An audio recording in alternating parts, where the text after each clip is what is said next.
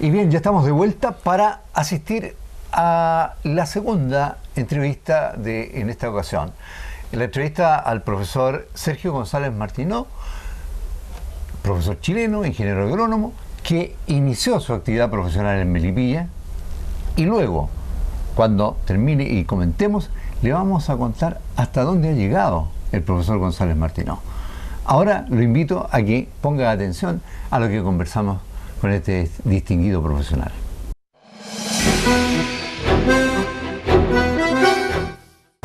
Y bien, ya estamos de vuelta para continuar con este programa especial acerca del cambio climático, acuérdense, y su influencia en todo lo que es la agricultura. Estamos en esta oportunidad con el profesor Sergio González Martino, distinguido profesional dedicado a este tema durante mucho tiempo, máster en ciencias social science. No, yo soy máster en ciencia del suelo. Ciencia del suelo. Soy ingeniero agrónomo de base. De base, ya. Claro. Perfecto. Bueno, un profesor que ha estado, pero le decía, mucho tiempo dedicado a este tema del cambio climático, o en general, lo que hemos conocido como la preocupación por el ambiente, el medio ambiente. Profesor, su tema en este seminario ha sido las acciones de mitigación con énfasis en la agricultura. ¿Cómo pueden contribuir estas acciones de mitigación con la agricultura? En primer lugar, me gustaría preguntarle ¿por qué hablamos de mitigar? ¿Qué estamos mitigando? A ver, dentro del cambio climático se habla mucho también del combate al cambio climático, y ahí nacen dos vertientes. Una forma de combatir el cambio climático es adaptarse, es saber cómo seguir desarrollando actividades en un medio cuya condición climática ha cambiado. Otra opción es simplemente trasladarse buscando el clima que a uno más le acomoda. Eso es adaptación. Mitigación, por el contrario, es tratar de contener la magnitud del cambio climático, tratar de contener el avance del cambio climático de manera que no exceda lo que se dice, de acuerdo al Acuerdo de París último en diciembre pasado, que no exceda un delta de 2 grados respecto a la era preindustrial. Y 2 grados ya es mucho. Eso es mitigar. Ahora, dentro de mitigación fundamentalmente debemos entender reducción de emisiones de gases de efecto invernadero, que son la causa que está generando este cambio climático antrópico. Uno es reducirlo efectivamente. Por ejemplo, si yo desarrollo una actividad, si yo manejo un taxi, por ejemplo, y me cambio a un vehículo mucho más eficiente, que por kilómetro avanzado emita menos, eso es una reducción efectiva. Lo otro puede ser evitar. El evitar significa que si yo quiero iniciar una actividad, me voy a ir a energías, y necesito energía obviamente, me voy a energías renovables no convencionales, que no emiten gases de efecto invernadero. O sea, emiten, pero como se compensa con la captura por fotosíntesis, en el fondo se empata. No pasa eso con los fósiles, que van a incrementar el CO2 atmosférico. Eso es evitar. Y la otra opción es incrementar la capacidad de secuestro de carbono que tengan algunos componentes de la naturaleza. Y para eso se usa mucho, por ejemplo, expandir las plantaciones forestales, plantaciones de árboles, porque no se captura mucha biomasa. Pero también algo que mencionó el primer profesor en esta mañana, es incrementar la materia orgánica del suelo. Porque esa materia orgánica contiene carbono, y ese carbono ha sido capturado por fotosíntesis desde la atmósfera. Por lo tanto, es una reducción relativa. Esas son las 3 opciones de mitigación. Ese es el contenido, el sentido de mitigación. Y dicho así, profesor, uno llega a la conclusión de que en realidad la solución está en nosotros, en la persona. Nosotros hemos provocado el cambio, y podemos disminuirlo, atenuarlo o mantenerlo. Absolutamente cierto. El problema lo creamos nosotros y tenemos la obligación de controlarlo, de solucionarlo. Ahora, cada vez hay más gente consciente del tema del cambio climático, porque obviamente ya no solamente lo ve en televisión, de repente un oso polar famélico que muestran que a lo mejor no es debido al cambio climático, sino que es un animal enfermo. Se ha mostrado profusamente en televisión, en los portales de internet, sino que ya lo está viviendo acá. Estamos en sequía, ¿no? Aquí en esta localidad se ha tenido una sequía de varios años. Ya no está lloviendo lo que llovía cuando estaban nuestros abuelos vivos. Sí. Y por lo tanto es más consciente. Sin embargo, todavía no se traduce en detonar acciones. Porque todavía la gente piensa, bueno, la solución es tan inmensa, se requiere tanto esfuerzo para solucionar lo que yo puedo hacer no tiene sentido. Y están profundamente equivocados, porque si cada uno de nosotros hiciera su contribución a la mitigación, no necesitaríamos acuerdos mundiales para llegar a contener, no eliminar el cambio climático, eso ya no se va a poder eliminar, pero sí contenerlo en un margen de que nos dé cierta seguridad. Soportable para nosotros mismos, ¿no? Claro. Profesor, y en esto, por ejemplo, yo conversaba con nuestro anterior entrevistado, le decía que Melipilla tiene una vocación agrícola, per se. Entonces, y le preguntaba a él cuántos habían demorado en tomar conciencia colectiva, porque decía, bueno, los estudiosos primero se dan cuenta de este tema, pero nadie los escucha habitualmente. Exacto. Y ¿cómo sondea usted o cómo pulsa usted este compromiso que está adquiriendo la ciudadanía? Vamos más rápido, estamos aprendiendo las experiencias de Europa o de otros lugares como para poder empezar a trabajar en nuestro propio problema.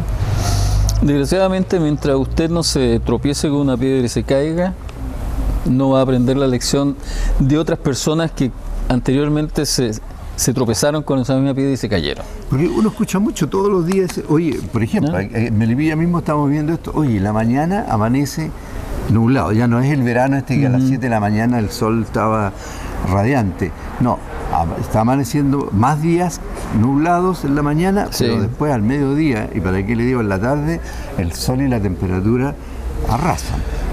Bueno, todos esos son cambios que posiblemente sean producto del cambio climático, no podemos saberlo con plena seguridad, pero sí es una percepción que se tiene respecto de eso.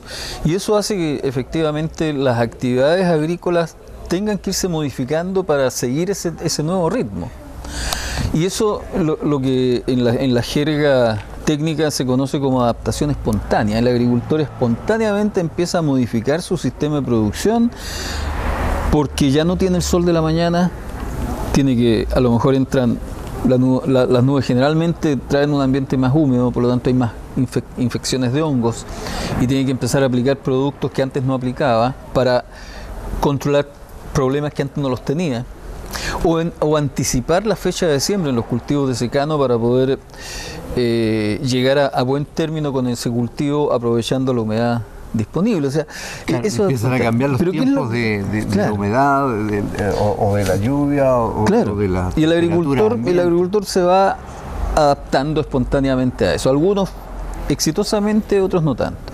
Pero lo que nos falta es la planificación, la adaptación planificada, que es la que viene de la autoridad fundamentalmente, de las entidades rectoras, que son los que tienen que invertir dineros del erario nacional para hacer que no solamente esos agricultores puedan espontáneamente, sino que tengan mayor apoyo e involucre a toda la ciudadanía. Ahora, generalmente los gobiernos son reticentes a eso porque significa meter la mano al bolsillo. Claro. Y ahora, ligándolo con la situación de hoy, con el precio del cobre tan bajo, es muy poco probable de que la autoridad esté disponible para entrar en un terreno al cual tampoco tiene una convicción muy clara, muy fuerte. Sí, desgraciadamente pasa eso y bueno, más allá de tener o no la convicción, porque efectivamente es razonable que de repente alguien crea que no va a ser tan fuerte el efecto, sí, pero cuando lo es, nos sale más caro. Es como dicen, el ahorro nos salió más caro después. Hay una serie de estudios que provienen del hemisferio norte en que dicen que llegan a la conclusión clarísima de que el prevenir siempre es más económico que intentar curar. Sin duda. Y que además, cuando uno intenta curar, no recupera el 100% de la capacidad perdida, sino que siempre recupera un porcentual, lo que puede salvar del incendio. Si se previene, indudablemente en el momento hay una inversión, pero en el largo plazo es mucho más rentable, mucho de una menos tremenda, costosa, menos dolorosa, y además que no se pierden capacidades. Claro, si nosotros hoy día, Chile, por ejemplo, todavía tiene agua, bastante agua, la trabajar hoy día, aunque resulte caro hoy día, es una joya de mañana, ¿no? Bueno, pero ahí también, para efecto de la eficiencia en el uso del agua y mejorar ese punto, obviamente tiene que haber intervención respecto del concepto de propiedad del agua. No puede, bajo las circunstancias de hoy, intentar generarse un programa de buen éxito respecto del agua. Así que ese es un tema importantísimo. Hay una tarea fuerte. Hay una tarea fuerte. Ahora, hay un punto que yo quisiera dejar planteado, que la agricultura aquí tiene un doble ¿Rol? No sé si rol o cara. Primero, es una de las actividades que más se va a ver afectada por el cambio climático, porque obviamente depende de condiciones ambientales, depende de la temperatura, depende del viento, depende de la humedad, depende del agua, depende de los suelos. Y eso se va a ver muy afectado. Pero al mismo tiempo es parte del problema. Es parte del problema porque emite gases de efecto invernadero a través de fertilización nitrogenada, a través del metano que emiten los vacunos fundamentalmente, y por lo tanto no solamente tiene la obligación de adaptarse para poder subsistir, pero sí también tiene la obligación de mitigar para hacer su contribución a contener. Exactamente. Y ahí hay varios temas. Algo dijo el profesor respecto de agricultura ecológica, yo le llamaría agricultura sustentable o agricultura climáticamente inteligente. Pero la agricultura, el agricultor tiene, por un lado se ve afectado, pero por otro lado es el afectador, es el que está afectando también. Una doble el doble rol. Esa doble cara. Doble responsabilidad. Exacto. Bueno, profesor González, ha sido un gusto tenerlo acá en Moya y Moya, en Melipilla. Y la lección sigue siendo, tenemos todos que participar de este problema. No es de los agricultores, no es de los constructores, es de todos. Por lo tanto, todos, Moya somos todos, tenemos que participar en la mitigación, en la solución y la responsabilidad para poder mantener estas condiciones. Exacto. Profesor, un gusto. No, encantado de estar aquí en Melipilla, que es uno de los lugares donde empecé mi desempeño profesional una vez que egresé de la universidad. Muchas gracias. Vale.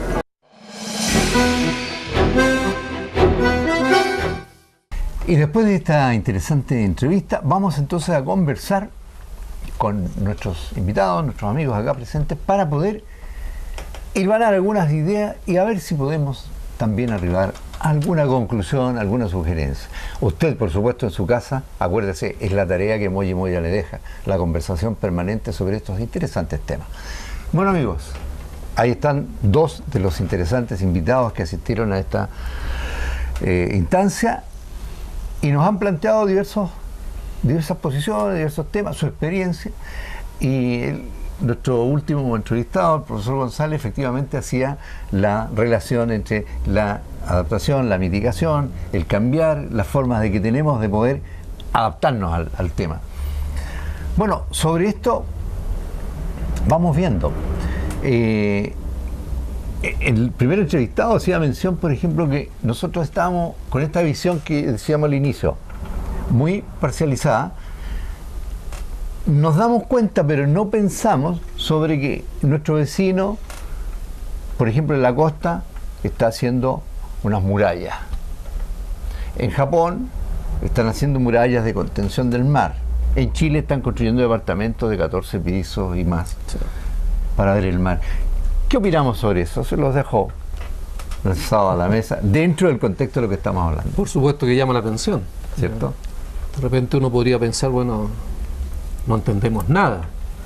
Y como decía en la primera parte del programa el profesor Mario Varas, ¿no es cierto?, que a lo menos debemos informarnos.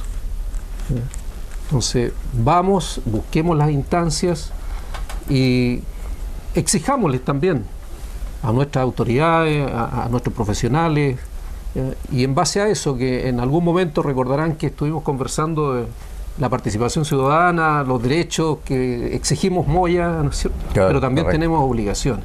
Y dentro de ese contexto nos propusimos traer de primera fuente informantes para que finalmente no cometamos esos errores que usted acaba de mencionar, porque los considero ciertamente errores. Lucho, hay conceptos que los profesores, tanto chilenos como europeos, señalaban, que fueron una novedad. Cosechar agua, por ejemplo. Cosechar agua. Y además uno de los alcances que hizo el profesor González, me parece, fue que gran parte de las aguas van a parar al mar, como es lo lógico, pero con la escasez hídrica que estamos teniendo vamos a tener que hacer planes de contención de esa agua, cosa que no se vayan al mar donde entre comillas se podrían perder y aprovecharla. O sea, empecemos a cosechar agua. Son cosas que la experiencia europea nos está señalando. Segundo, no tenemos una visión comparada. Nosotros vivimos en Chile y creemos que Chile es el mundo. Entonces, cuando vienen estas personas a decirnos no, en la otra parte del mundo se está haciendo así, empezamos a abrir recién los ojos. Mientras tanto, nada, no nos está pasando a nosotros. Estamos más preocupados del fútbol, de la farándula, de la playa, del sector 5 Reñaca, y la verdad es que bien poco preocupados de un tema que definitivamente de vida o muerte. Tiene que ver con nuestra vida. Estamos hablando de vida o muerte. Entonces, no solamente del ser humano como especie, sino que de la humanidad, de lo vegetal, de lo animal, es decir, o si no es la muerte, va a ser una exposición a cambios radicales que si no tomamos de verdad acuerdos, y para esos acuerdos, Luis, ninguno de los que están en esta mesa puede intervenir. Nosotros somos parte del problema, nosotros causamos seguramente la dificultad, pero las personas que tienen que tomar las decisiones, que tienen que anotar cuál es el problema que hay, por ejemplo, en Melipilla a partir de estos seminarios, yo ayer la extrañé, no la encontré, no lo vi por ninguna parte. Sin embargo, estuvo el representante de la gobernación, que tiene que ver con una cuestión mucho más amplia, pero las autoridades locales que tienen que mirar, observar, realizar y decir, a ver, esto está peligroso, estamos hablando de la agricultura, estamos hablando de aquí, de Mayarauco, estamos hablando de aquí, del sector del Bajo, estamos hablando de Popeta, sectores que están al lado nuestro, por lo tanto debe haber alguna política de prevención. Son las personas que finalmente deciden cosas y son las que yo extrañé en este tremendo seminario, donde viene un premio Nobel de la Paz para acá, vienen dos profesores alemanes con una experiencia impresionante, que hablan de cultivo mixto, hay árboles y abajo plantan tomates, porque así se está aprovechando el terreno. O sea, no estamos hablando de cosas absolutamente distintas, es naturaleza pura, pero están aprovechando de mejor manera la conservación de los terrenos, y esas experiencias nosotros debemos tomarlas, pero ni usted ni yo puede ir al campo a decirle hágalo así. Tiene que haber una política comunal, y los encargados de la política comunal, excepto nuestro agrónomo, y felicitaciones por el evento, no estaba presente. Entonces seguimos dando palos de ciego en esto, Luis. Bueno, eso indudablemente que es de preocupación general, y lo importante es cómo este puntapié inicial, porque yo quiero hacer dos reconocimientos en esta oportunidad. Uno, a Mario, y a través de él, al Colegio San Agustín, que cuando le dijimos nos pueden colaborar para realizar esta actividad, dijeron inmediatamente sí, veamos cómo lo hacemos, y finalmente salió excelente. Y el otro reconocimiento a mi amigo don Francisco Candia, de que soy testigo por años en esta tarea, solitario, yo acompañándolo en varias ocasiones, pero cual Quijote con su Sancho, no más eso. ¿Por qué? Porque el resto de la gente no se quiere interesar, se interesa después cuando ya le llega el efecto, y hoy día lo estamos sintiendo todos. Usted siente los cambios de temperatura ya diariamente y está llamándole la atención. Uf, qué calor, ¿por qué está tan caluroso? ¿Por qué amaneció nublado en verano? ¿Por qué la lluvia? Y van a venir más cambios. Preparémonos ya. Bueno, y quería hacerle este reconocimiento en este programa, Francisco, porque estas son las cosas que yo propongo que deben tener un espacio importante en la gestión local. Sí, las otras cosas también, pero esto lo echo de menos. Este nivel de conversación, este nivel de entrega de información y conocimiento. ¿Para qué? Para generar conductas que nos permitan a futuro poder vivir mejor. Y así que yo espero que el Departamento Agrícola pueda seguir teniendo éxito. Ahora, lo que esperaría es que tuviera cada vez más apoyo. Bueno, eso vamos a ver en el futuro. Vamos a verlo, claro. Y vamos a ser testigos todos. Que ojalá llegue, pero no obstante no nos desanima. No nos desanima, como invitábamos ayer a los asistentes y específicamente un expositor que decía que hacía algunas actividades en su casa, con su familia, pero que posteriormente lo que él realizaba, ya la institucionalidad, por llamarlo así, ¿no es cierto?, el sistema, lo echaba todo por la borda. Específicamente el separar residuos.